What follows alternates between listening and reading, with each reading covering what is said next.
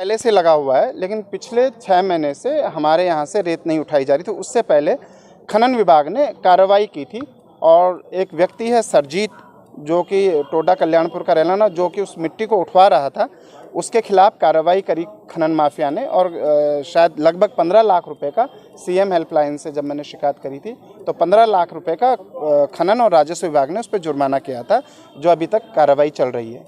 और उसके बाद जो है ये सारा खनन रुक गया था हमारी ज़मीन से, और हमारी ज़मीन पर फिर से मंदिर की ज़मीन पर इलेक्शन के दौरान जब प्रशासन व्यस्त था और मैं भी यहाँ पर नहीं था तो इन्होंने खनन आरंभ किया।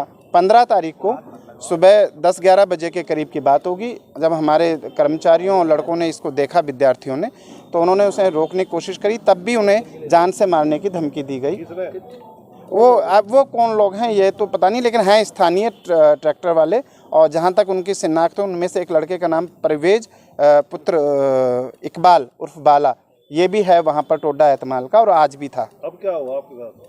अभी तो आज सुबह जब हम लोग यहाँ पर सुबह 4:30 बजे के करीब मैंने देखा कि लगभग ऐसा लगा जैसे कोई खनन कर रहा है, तो मैं अपनी गाड़ी को स्टार्ट करके उस तरफ गया घूम करके, और जब घूम करके मैं उस तरफ गया, क्योंकि आश्रम से डायरेक्ट नहीं जाया जाता, थोड़ा घूम कर आना होता है, तो जैसे मैं घूम करके आश्रम के दूसरे छोर पर पहुँचा तो वहाँ पर जहाँ पर टी पॉइंट है और नलका लगा हुआ है, तो मैंने धुंध में मुझे कुछ नहीं दिखा, तो जैसे मैं गाड़ी से बाहर उतरा तो दो लड़के थे, उनमें से एक लड़का चाकू लहराते हुए मेरी तरफ आया, जिसका मुंह भी बंधा हुआ था कि इस पंडित का रोज का ये काम हो गया है, क्योंकि उसे वे लोग पंडित ही कहते हैं, उन्हें पता नहीं है हमारे यहाँ समाज में साधु महाराज गुरुजी किसे कहा जाता है, इसका रोज का हो रखा। तो मैंने तुरंत अपनी गाड़ी का दरवाज़ा खोला, दोबारा गाड़ी में बैठा, गाड़ी स्टार्ट करके आगे को निकाली, आगे जहाँ पर खनन हो रहा था, और वो 2 लड़के तो भाग गए थे।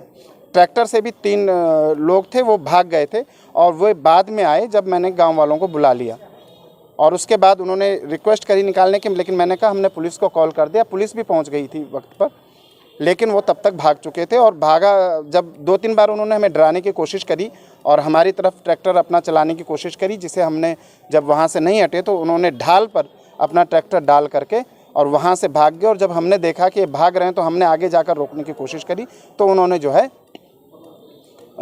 उस वक्त पर जो है हमारे ऊपर ट्रैक्टर चढ़ाने की कोशिश करी।